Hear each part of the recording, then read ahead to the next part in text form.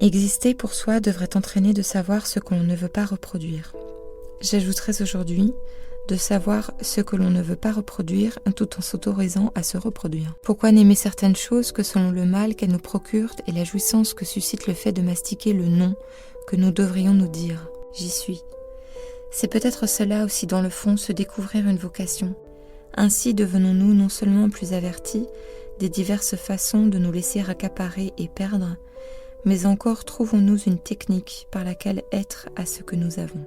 Car se cultiver ne consiste pas seulement à apprendre des connaissances, découvrir des œuvres d'art et des cultures différentes de la sienne. Se cultiver consiste encore à se concevoir comme un jardin. Nous n'avons donc plus peur. Notre corps nous sauve par la seule attention à nous-mêmes. Mais ne pas nous faire du mal implique ce retrait de l'ego suffisant pour accepter que nous n'avons pas toujours été aussi lucides, ni matures.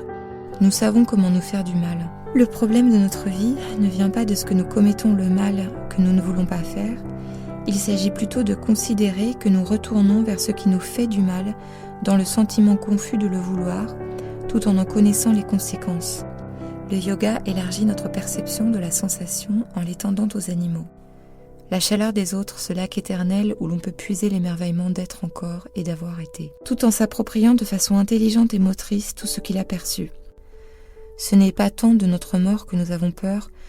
L'idée que ce que l'on veut faire ne se découvre pas en se creusant la tête, mais en s'abandonnant à sa pratique corporelle, qui nécessairement est aussi une expérience de l'esprit, rejoint l'idée du philosophe Krishnamurti, selon laquelle le bonheur ne saurait venir de sa recherche forcenée. On vit en se faisant mal, répétant ce dont le corps tente de se guérir par cela même qui continue de le blesser. Dans la concentration liée à l'attention que chacun prête à sa respiration et posture, nous nous délivrons de la puissance des pulsions négatives dont la poussée, auparavant, s'avérait souvent effective. Un roman sur les parenthèses de nos vies, sur les histoires interrompues, les nuits sans lendemain, les chemins croisés mais bientôt séparés. Ce que l'on devinait seulement prend corps et passe le seuil de la permission.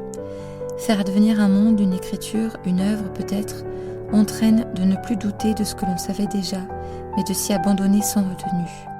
La danse comporte cela de magnifique qu'elle emporte. À mettre la distance avec les gestes destructeurs, à maintenir intact et comme premier le rapport à la respiration vitale. Cet éveil de la sensibilité devrait concerner l'éducation que nous proposons à nos élèves, car il ne s'agit pas seulement de leur donner un esprit et un corps. Nous pouvons encore les éduquer à écouter la musicalité de leur souffle, à se concentrer de tout leur être, à oser être créatifs, enfin à être concernés de toute leur personne, ce qu'il convient de faire et vivre aujourd'hui.